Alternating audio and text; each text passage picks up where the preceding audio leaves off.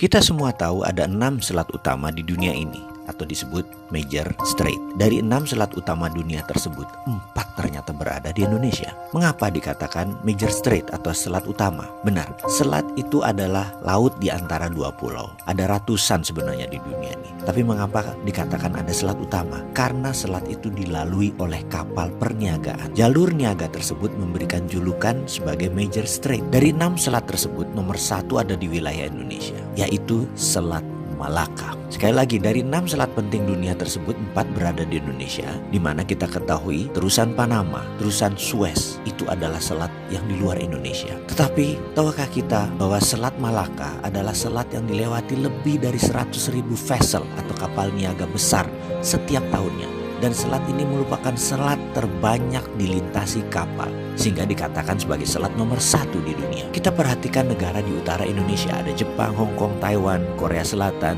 Cina, di mana semuanya adalah negara produsen besar di dunia. 20% vessel mereka ke Amerika Utara, 80% kapal niaga mereka menuju arah Asia Timur, Asia Tenggara, Afrika, dan Eropa.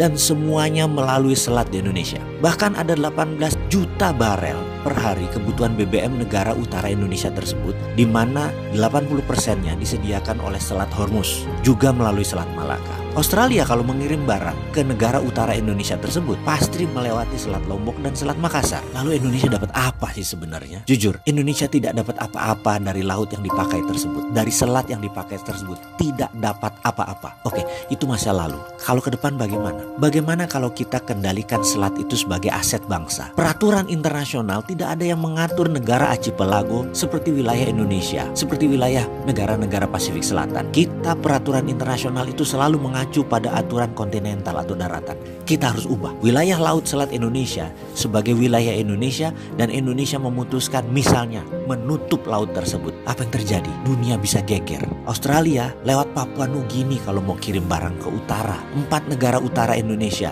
Cina, Jepang, Korea, Taiwan, muter lewat Papua Nugini. Tidak usah pakai Selat Malaka. Gak bisa masuk lewat Natuna. Atau kalau mau ya melipir lewat sisi Thailand dan melipir lewat sisi Malaysia di Selat Malakanya. Pokoknya kalau mau melewati wilayah Indonesia, bayar asuransi senilai 1% dari nilai barang. Kita tahu barang yang lewat tersebut ada lebih dari 2 triliun dolar atau 2.000 billion. Jadi kalau itu kita asuransikan atau kita pajakin versi kita dengan nama asuransi, kita mendapatkan lebih dari 250 triliun per tahun. Dan ini untuk devisa negara. Akankah negara adik kuasa seperti Cina dan Amerika marah besar? Pasti. Beranikah kita melawan dan mempertahankan hak kita? Harus berani. Itu namanya revolusi.